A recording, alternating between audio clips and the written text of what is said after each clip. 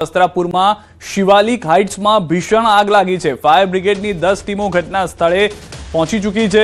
બિલ્ડિંગમાંથી 10થી વધુ લોકોને સુરક્ષિત રીતે રેસ્ક્યુ કરવામાં આવ્યા હોવાની જાણકારી છે। આગને પગલે વિસ્તારમાં અફરાતફરી મચી ગઈ છે। આ લાઈવ દ્રશ્યો પણ અમે આપને બતાવી રહ્યા છીએ કે શિવાલિક હાઇટ્સ બિલ્ડિંગ જે આવેલું છે તેમાં 10મા માળે આગ લાગી હોવાની જાણકારી મળી રહી છે। 10 જેટલા લોકોનું રેસ્ક્યુ પણ અત્યાર સુધીમાં કરી લેવામાં આવ્યું છે અને ફાયરની ગાડીઓ જે છે તે પણ ત્યાં ઘટના સ્થળે પહોંચી ચૂકી છે। અત્યારના જાણકારી છે તે પ્રમાણે 100થી વધુ લોકોનું હવે રેસ્ક્યુ કરી લેવામાં આવ્યું છે। તમામ લોકોને સુરક્ષિત જગ્યાએ ખસેડવામાં આવ્યા હોવાની જાણકારી મળી ગઈ છે। આગ લાગતા નાસભાગ મચી ગઈ હતી। આગને બુઝાવવાના પ્રયાસ જે છે તે ચાલી રહ્યા છે। દ્રશ્યોમાં પણ આપ જોઈ રહ્યા છો ફાયર એક્ઝિટ કે જે સમયે આગ લાગે ત્યારે જે બેઝિક છે કે જ્યારે લિફ્ટનો ઉપયોગ ન કરવો જોઈએ, દાદરાનો ઉપયોગ કરીને ઉતરવું જોઈએ, તે પ્રમાણેની આખી અહીંયા પરિસ્થિતિ જોવા મળી। હાલમાં જાણકારી છે તે પ્રમાણે જે 100 લોકો છે તેઓ સુરક્ષિત રીતે બહાર નીકળી ચૂક્યા છે। અમદાવાદના વસ્ત્રાપુરના સમાચાર છે, શિવાલિક હાઇટ્સ જ્યાં આગ લાગેના સમાચાર છે।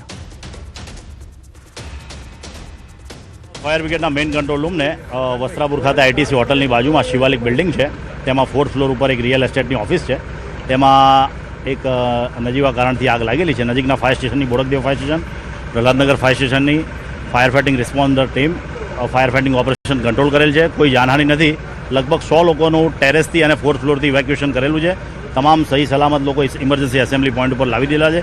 કોઈ અત્યાર સુધી જાનહાનિનો રિપોર્ટ નથી અને ફાયર ફાઇટિંગ અને smoke control almost under control છે। વધુ માહિતી ન્યૂઝ 18 સંવાદદાતા મૌલિક પાસેથી મેળવીશું। મૌલિક, જે રીતની હાલમાં સમાચારની જાણકારી પ્રાપ્ત થઈ રહી છે, 100થી વધુ લોકોનું રેસ્ક્યુ કરવામાં આવ્યું છે, આગને લઈને શું પરિસ્થિતિ છે?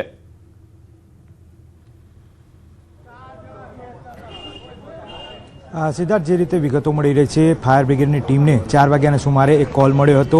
વસ્ત્રાપુર આઈટીસી હોટલની બાજુમાં જ આવેલી જે શિવાલિક હાઈ સ્ટ્રીટ નામની બિલ્ડિંગ જે છે, કોમર્શિયલ બિલ્ડિંગ છે અને ત્યાં એકાએક 4થા માળે આગનો બનાવ બન્યો હતો। આગ કયા કારણોસર લાગી તે પ્રાથમિક નહોતું જાણી શકાયું, પરંતુ આગને કાબૂમાં લેવા માટે ફાયર બ્રિગેડની તાત્કાલિક ટીમ જે છે તે અલગ અલગ જગ્યાએથી બોલાવી લેવામાં આવી હતી। નજીકનું બોડકદેવ ફાયર સ્ટેશન, પ્રહલાદનગર, આ તમામ ફાયરની ટીમો જે છે તે અહીંયા રવાના થઈ હતી।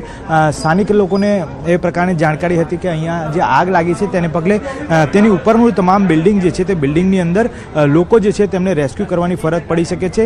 લગભગ 100થી પણ વધુ વ્યક્તિઓને રેસ્ક્યુ કરી અને ઉપરથી નીચે સલામત રીતે ઉપરથી નીચે લાવવામાં આવ્યા હતા। ફાયરની લગભગ 10થી વધુ ટીમો જે છે તેને આગને કાબૂમાં લેવા માટેના પ્રયત્નો શરૂ કર્યા હતા। લગભગ અડધો 1 કલાક જેટલો સમય જે છે તે આગને કાબૂમાં લેતા થયો, કારણ કે વેન્ટિલેશનનો ક્યાંક ને ક્યાંક અભાવ જોવા મળી રહ્યો હતો અને વેન્ટિલેશનના કારણે જે છે તે લોકોને રેસ્ક્યુ કરવામાં પણ ક્યાંક સ્મોકના કારણે તકલીફ પડી રહી હતી।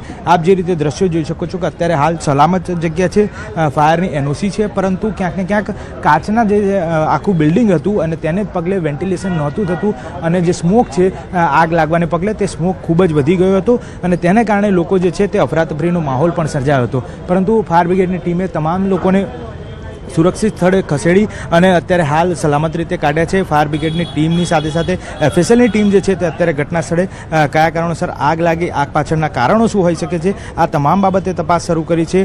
મહત્વનું છે કે આવનારા દિવસોમાં આ બાબતનું કારણ જે છે તે પણ સામે આવશે।